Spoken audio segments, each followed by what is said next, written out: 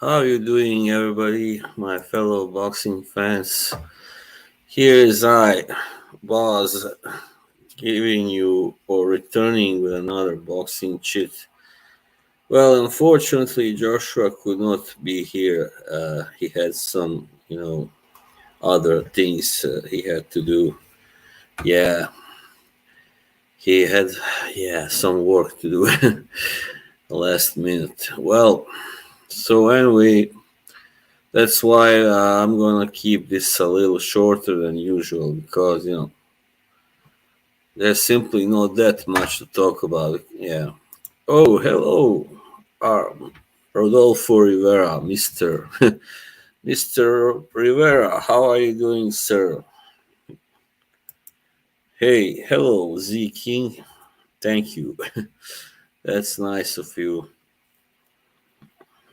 Well, did you watch the Eubank Smith fight? That was a really wow, surprising one. A lot different than the first fight. I mean, the rematch, of course. Yeah. Hello, Dan. How are you doing? Yeah. I kind of invited someone else to join me, but unfortunately, they also had to declare. I don't know. I'm still waiting for a reply from another friend, but I doubt that he will also be able to join. Like everybody's got something better to do. That's uh, that's hilarious. Hmm. Well, just a second. Gonna fix my background a little bit like this, maybe. Yeah. Hmm. Hey, hello. Do I know you? I don't think you have been here before. Dean the Great. I don't know who you're talking about. Anyway, yeah, last night's main fight. Well, I also watched Adam Azim versus that guy, Fanian, and that was a pretty good fight too. I mean, Adam Azim looks pretty, promising so far. But yeah, we'll see. Anyway, I'm not gonna talk about that so much. Yeah. Well, anyway, there were also some couple of big female fights, but I didn't catch them. I know that Michaela Mayer won on points, and Natasha Jonas also. Yeah, yeah. Well, anyway,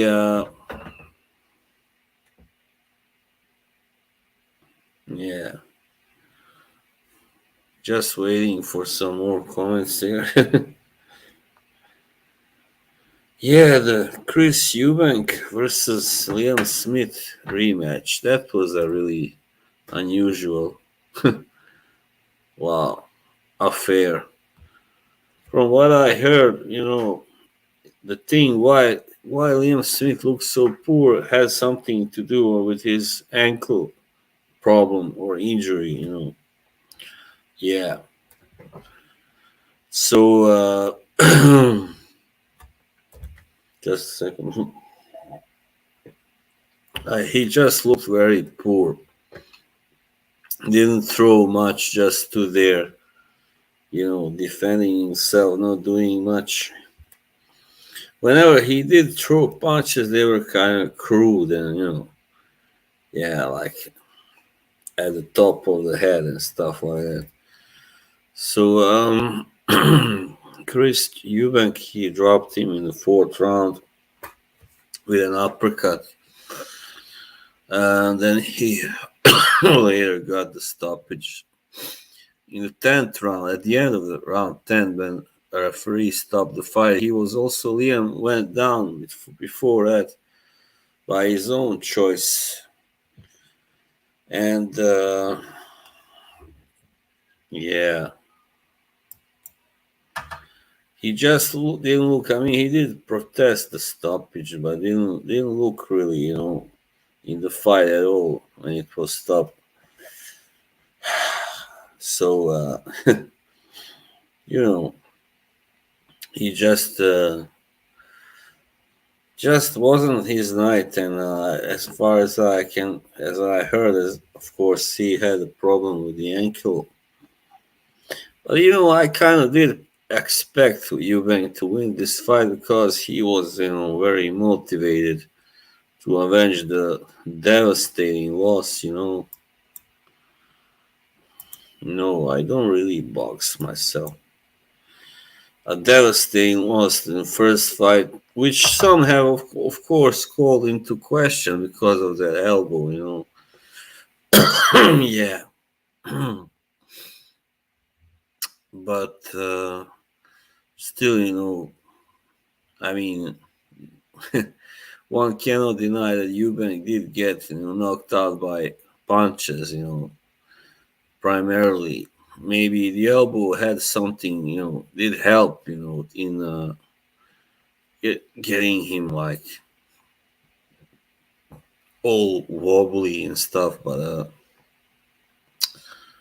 the elbow itself could could have not done the job. Yeah, really. Wow, that sucks.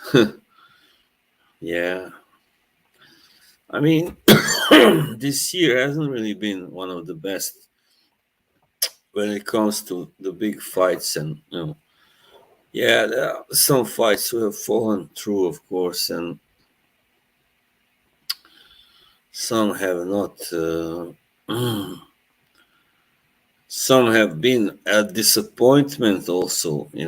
Certain fights that were like bigger fights, and yeah, so Tyson Fury also not making it better with his refusal to fight the best heavyweights, the best boxers out there.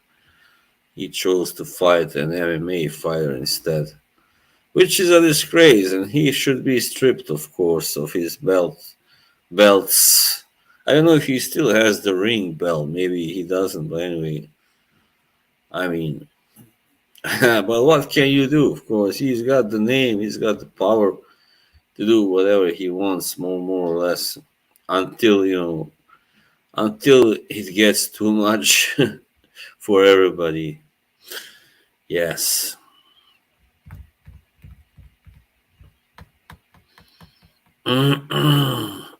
Sorry, having some problems with my throat. Anyway,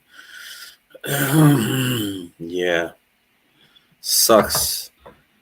Just a second. Well, I just found out the other guy won't be joining. All right.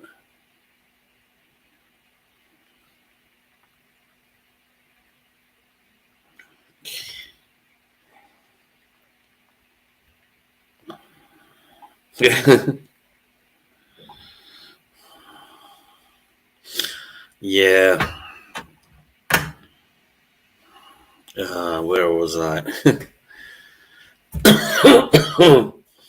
Now, of course, I heard that Eubank called out because I didn't want to watch the interviews after the fight. I was like, not really interested. I'm not a big fan of Eubank Jr. as a persona. I think he talks too much and likes to pose and brag too much, just like his father. But he hasn't really, had a career anywhere near his father. So, I mean, this victory was significant because he did prove that despite everything, I mean, he did manage to come back. And even though now that's a pity, this one also has a question mark around it because of that ankle thing, with Smith having ankle problems. Obviously, had problems moving. Didn't really engage much. Just looked very lethargic. And yeah, just he had a. I mean, one must wonder, have had everything been all right with Liam Smith, would the fight have been different? I think so, pretty much. I mean, it would have been much more competitive. On the other side, of course, Eubank has some athletic, I mean, advantages over Liam Smith. He's more, I mean, athletic, and he's more a little bit better technically, I would say. But Smith has a really true fighting spirit, and great motivation, great heart, and all that. He can punch, and also he proved lately. So yeah, I mean, I would like to see maybe a third fight with with now maybe it will be controversy free, right? I don't think it will happen. Well, yeah, I don't know. You mean, of course, Spence versus Crawford? Yeah, why not? I would like to see it. I mean, maybe the reason why Spence didn't look so good against Crawford might have been because he struggled to make the weight. Of course, in that case, 154 would make sense. Also, since Crawford has now been saying that he is ready also to move up there, and he's not a big 154 guy, but I mean, neither is Spence actually just like more natural, maybe. I mean, people are what went on my nerves is that people are saying like as if Spence was that much bigger really than Crawford. He's not. I mean, he's a little taller, but not that much. I mean, and physically, no, they are not that far apart really. Like kind of both are kind of muscular and stuff. So kind of big. I mean, of course, Crawford did start at 135, but that was a long time ago, 10 years ago. So actually, I think he went up to 140 in 2015. Well, doesn't matter really. So yeah, I think I would like a rematch with the possibility of it being a more of a fight, because this was not a fight really. This was just Crawford schooling and owning Spence. Yeah, I don't think he should. I mean, Canelo now just too big for him. I mean, how is that going to happen? I mean, Canelo hasn't fought at 154 for ages now, right? I mean, for at least like 6, 7 years, I believe. When he knocked out Liam Smith, actually, that was in 2016. So that was in 154, I believe. Yeah, yeah. So that was, but already then he was, at the end of that, making 154, I think. Yeah. Spence. I mean, Crawford, he's a really good boxer. He could outbox Canelo, but he would be at a really great disadvantage physically, weight wise. I mean, if let's say the fight was at catch weight, like 157 or something, 158. I mean, that would mean that Crawford would have to put on a lot of muscle, and that would perhaps influence his movement, and speed. And those are the biggest advantages he has over Canelo.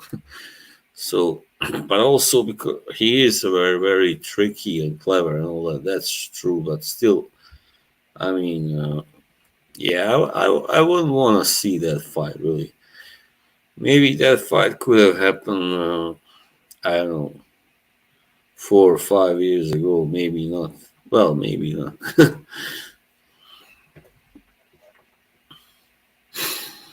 All right. Let's see what fights do we have. And yeah, Fraser Clark. He stopped that guy. What's his name? Dave Allen. Yeah. I mean, Dave Allen has been retired and he came back. That wasn't a good decision. Really.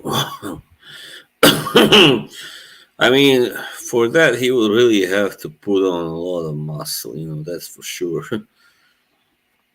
I mean, 5'8" guy who spent most of his career at 147, and 140, how it is. Let's see, actually, on September 30th, we have Canelo versus Jermel Charlo. Wow, what a fight. That's gonna be huge, man. Then yeah, this is just, this is BS. I was reading from the ESPN site. Doesn't matter. Yeah.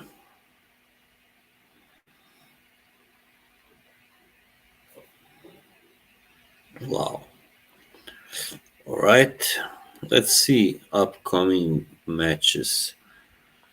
Well, we have, yeah, Christian and next week on Friday, actually. The guy that was here not so long ago as a guest, Damon Nicholson, he's fighting Christian Nobili, super middleweight, I believe. Yeah, it's a 10 rounder in Canada. Got to know.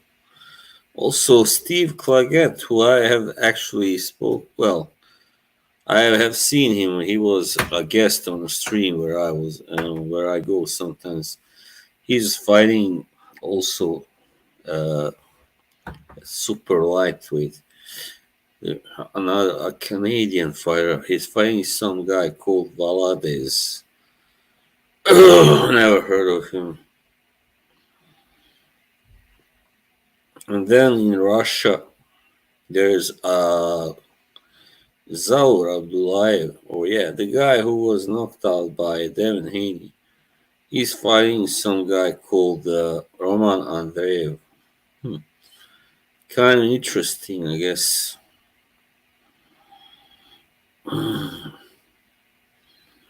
Well, there are some fights, that are. I mean, there's also IBF featherweight championship. The. Oh yeah, that's right. Luis Alberto Lopez versus Joet Gonzalez. That's the one that Joshua was talking about last time. That's right.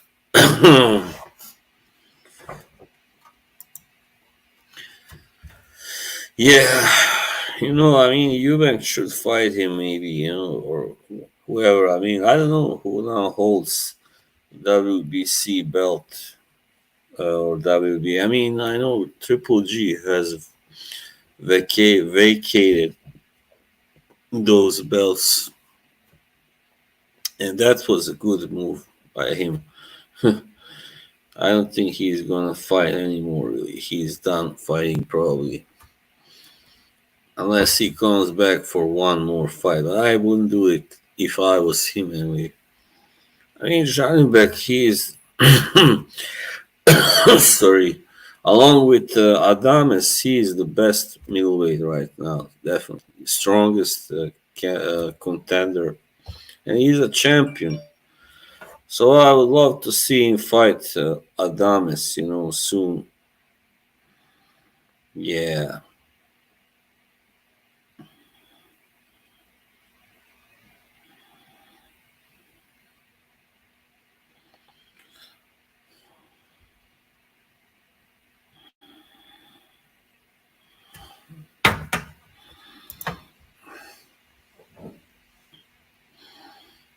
Yeah.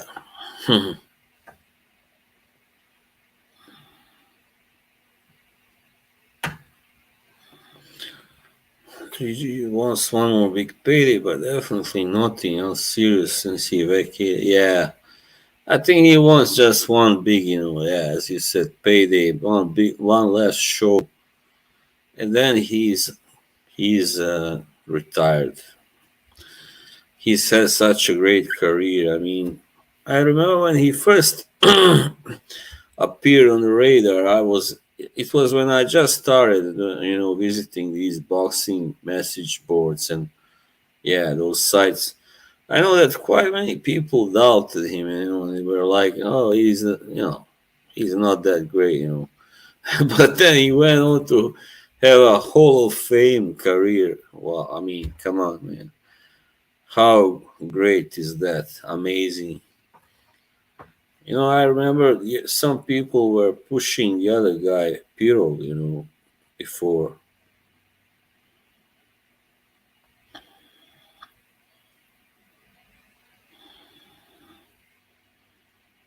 Yeah, Dmitry Piro, but he turned out to be, yeah, quite a disappointment. Yeah, we can talk a little bit about that history now because we just wrapped up this.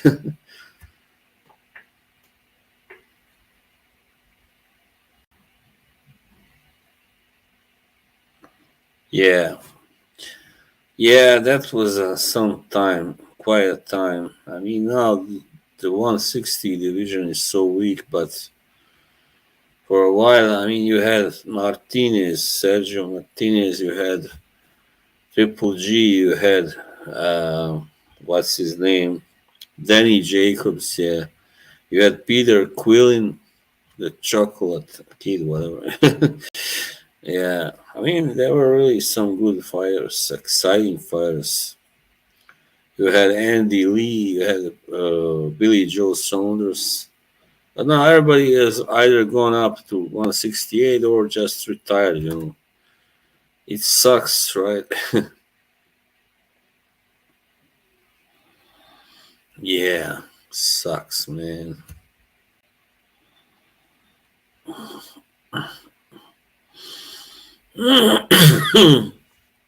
Sorry.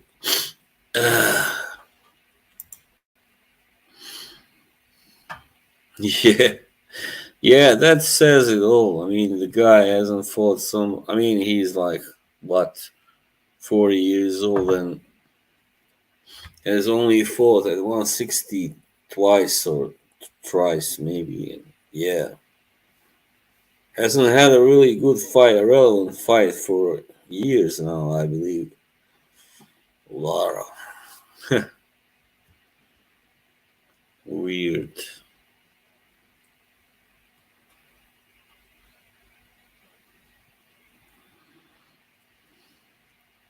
Yeah, he's the WBA. Yeah, that's right. But WBC, I think, is now vacant, isn't?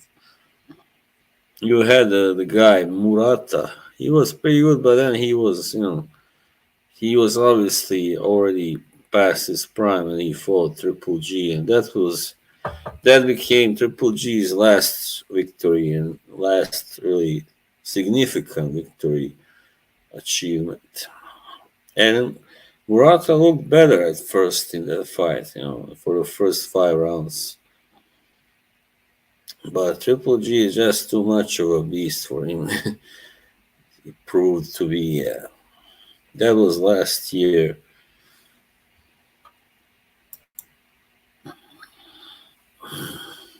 Oh yeah. Oh man. I mean, did you see what happened between him and Caleb? Caleb hit him. He slapped him in the gym and almost broke out into a true fight, a brawl. But some guys restrained Jermel. I don't like. You know, I have to give Jermel his props because he's earned it. By Jermel, I really don't like him, and I don't really like the Charlo brothers really in general. But I have to give Jermel the respect because he's had some really good victories so far. I mean, both of his losses he is avenged by knockout, which says a lot. He's got really, great, quite big, great abilities. But I think if he fights somebody, I think Team Two might well beat him. Yeah, especially if he loses to Canelo. I don't know what will happen there. It can go either way. I think him versus Canelo. Yeah.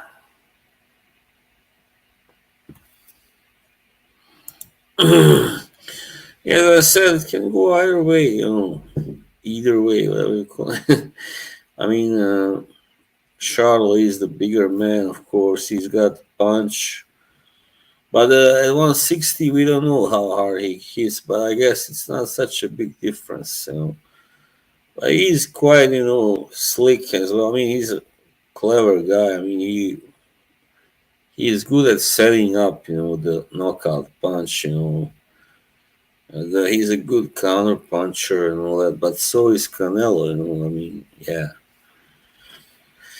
So it's gonna be really, you know, it's gonna be fireworks. I believe, I expect, and because Canelo now has to really put on, a good performance, or if he doesn't, that might be the end of his career. Who knows? He's also now like 33. Yeah, has been fighting for a long time, really. Like, how long has he been? Almost 20 years or something. 15 years, 16, 17, I don't know. Yeah, something like that. I think probably 17 years he's been fighting, something. So despite him not really being old, but he is kind of old in terms of how many matches, and especially how many big matches he's had, fights. He is an old fighter. While Charlo, not yet, not yet.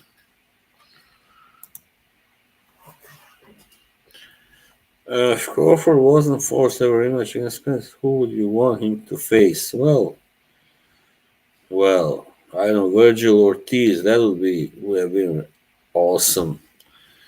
That's a shame his fight with Stanionis fell apart. We also have Stanionis. But if you mean at 154, yeah, I mean, yeah, Team 2 at 154, yeah. I mean, also, I believe I heard that Ortiz might be moving up, or has already up there, and then maybe Fundora, because it was, I mean, just so funny. I mean, to watch a guy who is 6'6" against a guy who's 5'8", to see how Crawford would have handled, that great height and reach disparity. Yeah, Fundora. I mean, there are many quite good fighters, and 154. 154 is now definitely stronger than 160, that's for sure. Yeah, of course, it's not easy. It's his first loss, I believe, isn't it? Yeah, I think it is. It's not easy to handle it.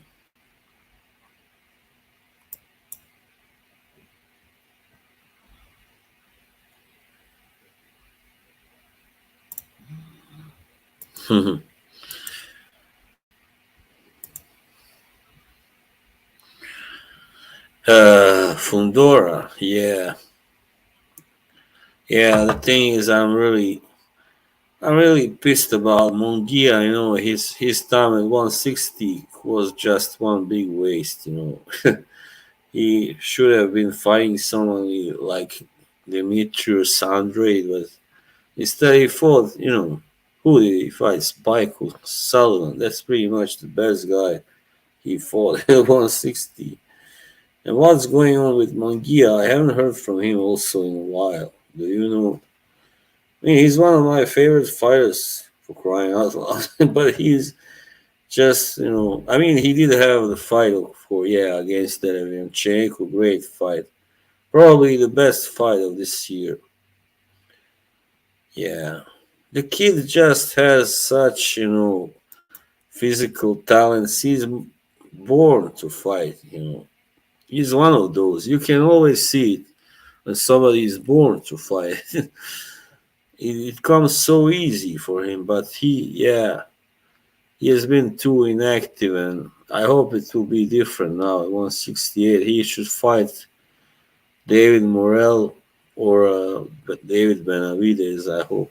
One of them he must fight sooner or later. Yeah.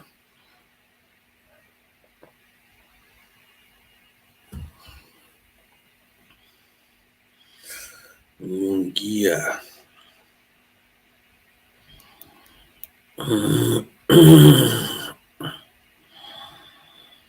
Yes, it is. This year hasn't been the best for boxing, unfortunately. I expected a lot more. Last year was better. I mean, we did have some fights. For instance, Javante Davis versus Ryan Garcia. That fight wasn't as great as it could have been if Garcia hadn't made that big error that made him, get knocked the fuck out. Yeah. I mean, he now has like, what, 41, 42 wins without a loss. So he should not be afraid to lose that zero. It's different when you are like, 15 or 20, you just,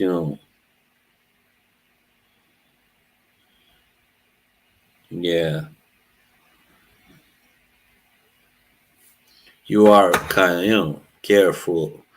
You protect your zero when you are 20, but at 40 something, and Crawford is 40, actually now.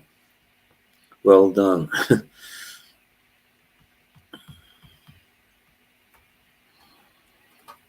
Yeah.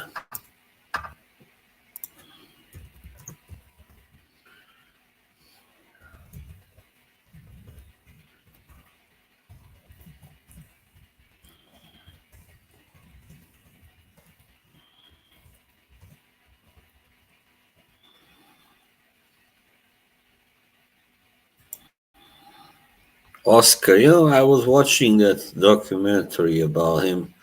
Just one sad story, a guy who had it all and has it pretty much still, but he just doesn't have a good life. He can't really enjoy it, because you know, he has his own personal demons and problems stemming from his childhood, his mother and all that. I mean, I always loved watching. I mean, he was always one of my favorite fighters, really. I mean, come on. Just look at his best fights. I mean, he was amazing.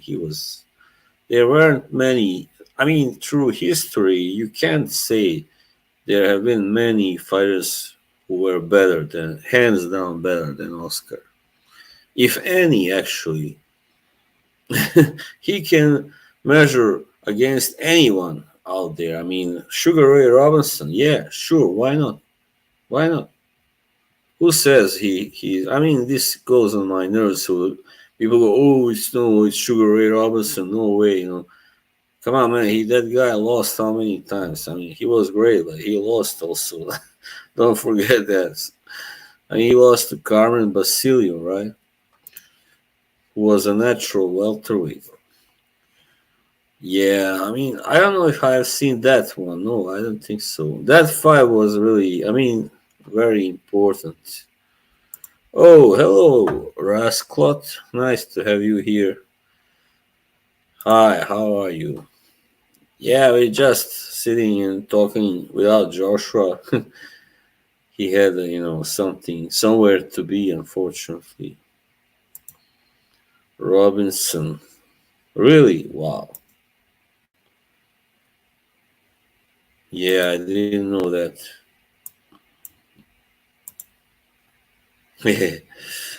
That's an really interesting nickname, Rasclot. Well, yeah, back in the days, there were many great lightweights, of course. Hmm. I was always interested in that division. Yeah, that was you had. I mean, I'm not gonna go back way back. We've already done that with Joshua too many times. But anyway, as I said, I was talking about Oscar.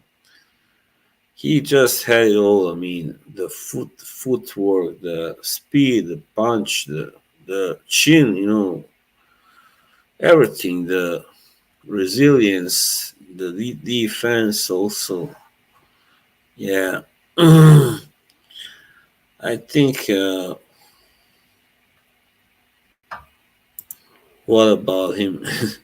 I think the thing why he lost to Shane Mosley in that first fight, he wasn't in a good place in his life. Wasn't able to really focus on boxing enough. I think, and not to take anything away from Mosley, but I think Oscar was always at least a little better. All in all. Yeah. Well, we were talking about Eubank versus Smith too first, but now we are just talking about various stuff. Yeah, and he had that speed because he was also lightweight, strong guy, and all that. Yeah, but I thought the second rematch Oscar won. Really, I mean, definitely should have won that one. That was a clear robbery. I think I scored at 116, 112 actually. And I know both Oscar and Aaron were very incensed, very angry at that decision. Yeah, we like to keep it, kind of, keep the flow. Just really shoot the breeze, and be a little spontaneous. Yeah, and he wouldn't admit it, that that the decision was unfair. He was like, "No, I won."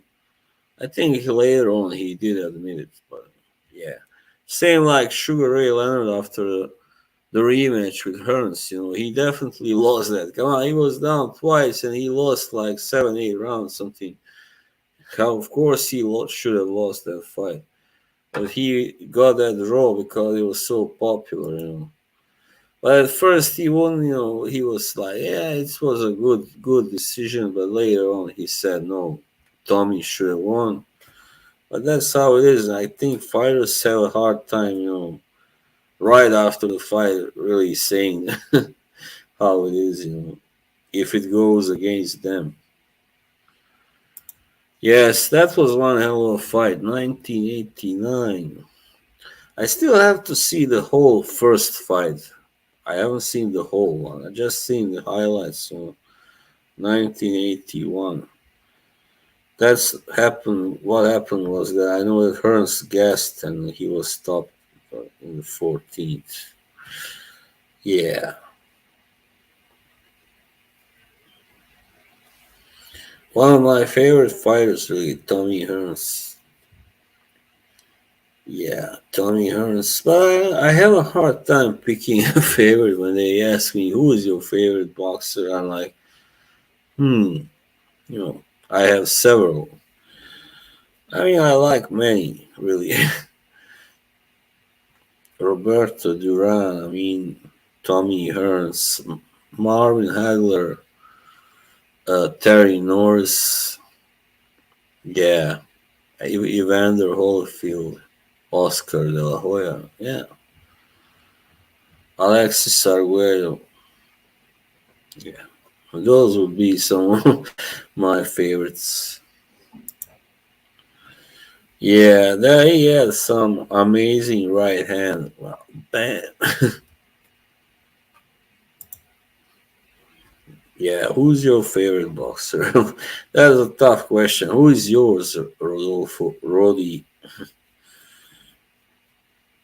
If I had to narrow it down, to three, let's say three, I can't narrow it down to one. Then I would say like probably Duran, Hearns, and Terry Norris because he had amazing, his speed and the movement and all that. Wow, that was amazing, and power also. Rocky Marciano, wow, I would never have guessed that really. Yeah, he was something definitely.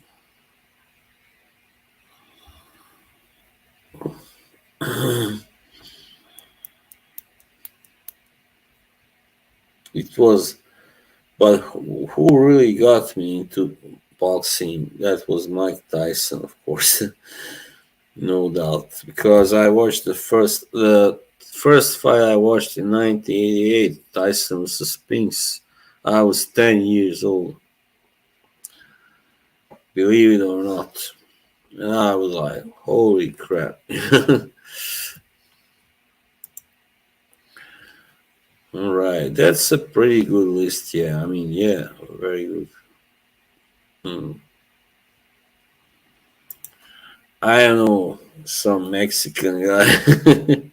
I don't know really. Hmm. Ricardo Finito Lopez. I have to watch him more. I mean, I haven't seen many of his fights. Yeah, that's a really good list. I know I do respect Lennox Lewis, but I've never been a fan of his. I don't know why. Just maybe because I don't know really.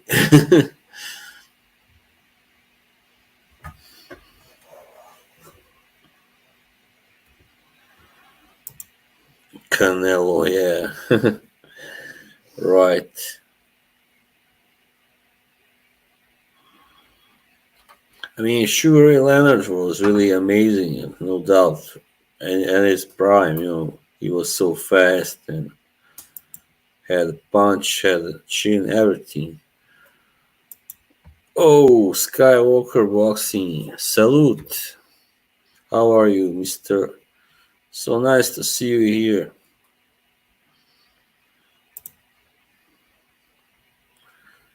Yeah, well, yeah, probably he's the last for now. Yeah, unfortunately, there's gonna be some time before another one comes along, Usyk now. He's a cruiserweight who became heavyweight, so you can't count him, of course. Even if he beats Tyson Fury, it's still not the same. Yeah, I mean he's got that record, 80 all-time great, Hall of Fame worthy, and Manny Pacquiao, of course.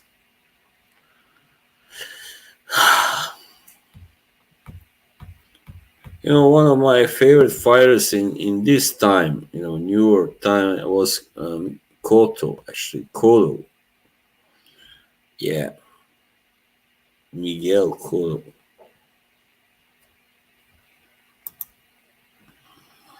Oh yeah, for sure, definitely.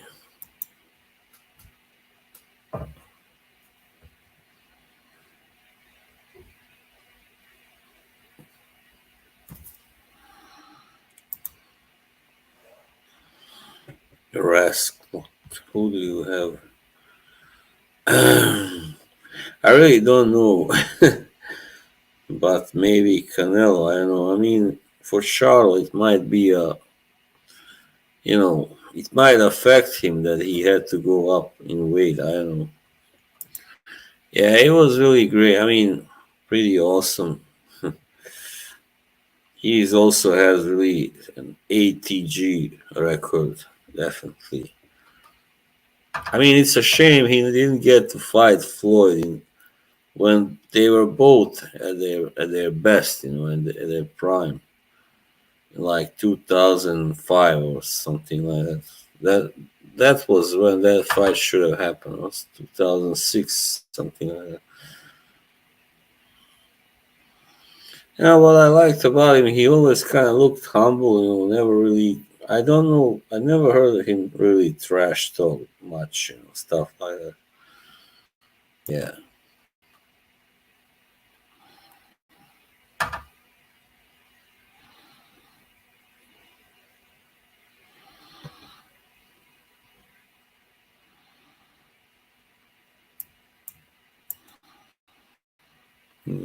Canelo all day. Too many openings for Canelo to exploit. Charlotte Plan is gonna be like plants.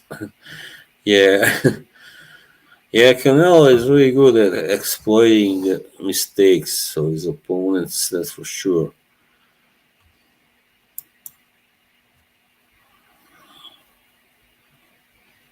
Yeah, exactly. There you go. I mean, I really don't like Floyd Mayweather. I mean, let's be honest. I mean, he's got the record and all that, but the way he got many of those biggest wins, not really a fan of that, especially against Pacquiao. He also did duck some fight. I mean, he didn't fight Casamayor. Also, uh, he didn't fight at 130. I think he didn't fight Freitas. Also, stuff like that. I believe there were a few more, but I cannot remember that right now. Nate Campbell, I think he. Well, all right. He didn't have to fight him anyway. Yeah, exactly. I mean, he was very good at that cherry picking, as they say. Definitely. I mean, Freitas was so fast, hard puncher, all that. He would have definitely would be able to defeat him. And Casamayor, wow, he was just so clever, man. He would have found a way to, get through Floyd's guard and all that. And he also had a pretty good punch, actually.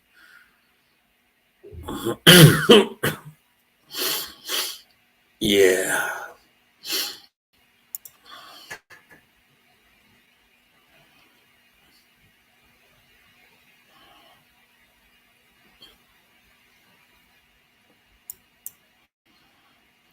Yeah.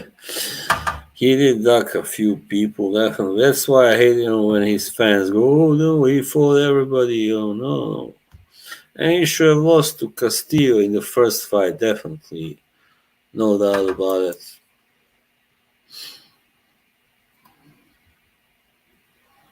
Yeah. Yeah, he could have fought them. I mean, it's just like some people saying, oh, why should he have, fought them? Because you want to prove you're the best, then you have to fight all the best out there, right? If you skip only one or two, it means you are not the best, really, because you haven't proven yourself, right? Back in the old days, those great fighters, they would fight everybody out there, whoever was, worth something.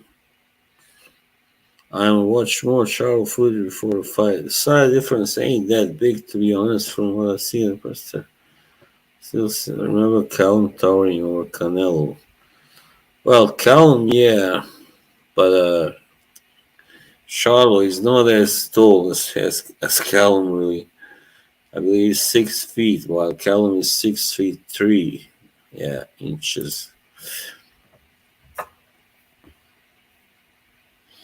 Oh yeah,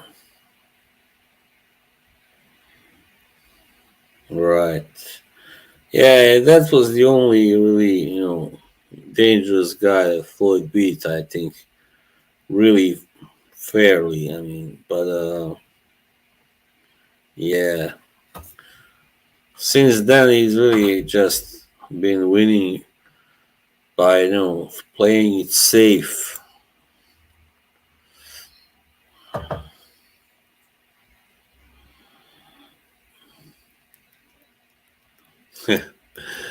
Well, I don't know if Benavides is a bomb, but anyway.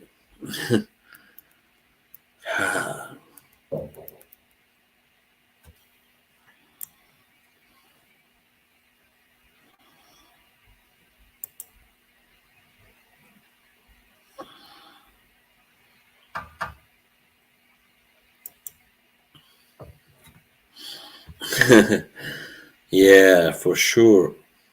He doesn't want any of that. A range fighter, he was in. Yeah, yeah, that's true. Of course, he just couldn't do well. And Castillo has a different style. He comes up, close to the body, goes to the body, and head, drives you against the ropes. So that's why he gave Floyd such a hard fight. I mean, both fights were hard. But the first one he won, definitely. No way, man. No way that he lost that fight. I think I had it like 115, 1 or 114, 112, 114, something like that for Castillo. Or 115, 112, maybe. I don't know.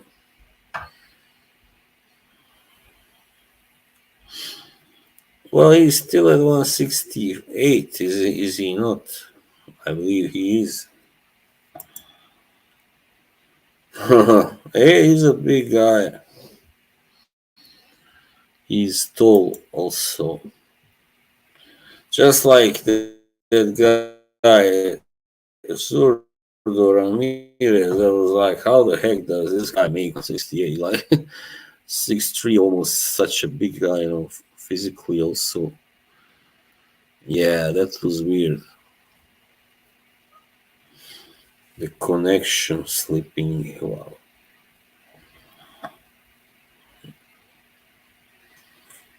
Yeah.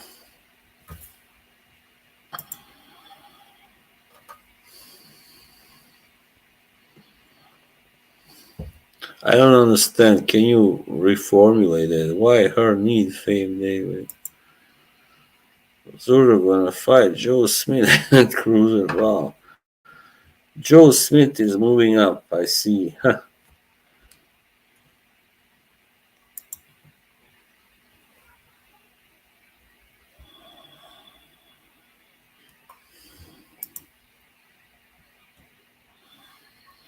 Haney, I think that fight. I mean, I think Haney should have lost to Lomachenko, definitely. I mean, it was a close fight, but Lomachenko just outboxed him for, last 6 rounds or something. Yeah, 6 or 7, I don't know. Yeah, he's a strong guy. I believe he was a construction worker originally. Yeah, he definitely won that fight. I mean, like 7 rounds to 5 or something. Yeah. And I was really sad about, felt bad for him. He cried afterwards, and he didn't deserve to lose again. Definitely. I mean, none of his losses. Maybe Salido actually was the guy who beat him. You know, clearest. Even that fight against Teofimo Lopez. Yeah, I thought that should have been a draw, actually. Yeah, but Teofimo, yeah, you know how he is. He likes to brag that he beat. Me and Joshua, we had a phone call, conversation with Teofimo back in 2020, and after the Loma fight, and I asked him if he is gonna fight Loma again, and he was like, "No, why would I fight him? I beat him." It was like clearly beat him. Like there was no need to fight him anymore because he doesn't want to. Of course, he didn't want to fight him again because he knows that he might have lost. Would have probably lost. Yeah, tree cutting business. All right, nice. Yeah, yeah, they are very strong. They have to be. I believe Mike Tyson's father was also a construction worker. Very strong guy, of course.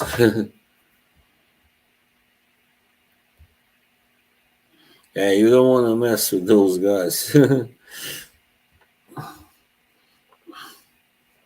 Well, we are actually approaching 1 hour. Wow, I didn't expect to go this far. I don't know, really, it looked on the belt line to me, but yeah, hard to say. I think it was on the belt line, probably. And that is, I guess, legal. So, yeah, it's kind of disputed, I think. I guess some consider it legal, others don't.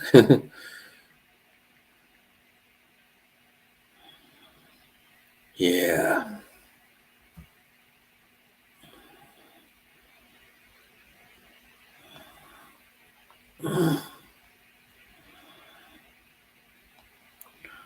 All right. Well,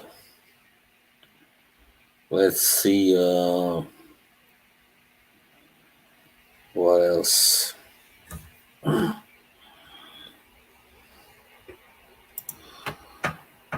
Yeah. Yeah, that was really impressive that he did manage to knock out Dubois. I didn't really expect that, but he's obviously now has, I mean, how do you say it, has acquired the power, the necessary power to be, to be able to stop like an average heavyweight, an averagely big and tough heavyweight.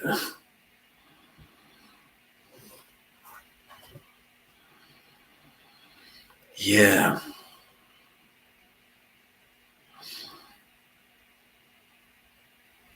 that was the case. Well, all right. I think we pretty much covered it all, and now is the time, I guess, to end this stream. So, give me your last thoughts, please, before I wrap it up. I think Fury can beat Usyk. Fury is pathetic. Yeah, yeah. Tell me about it. He's really going on everybody's nerves. It's like, I don't care. I'll fight whoever I want. It's my right. All right. Enjoy your Labor Day weekend. Yeah.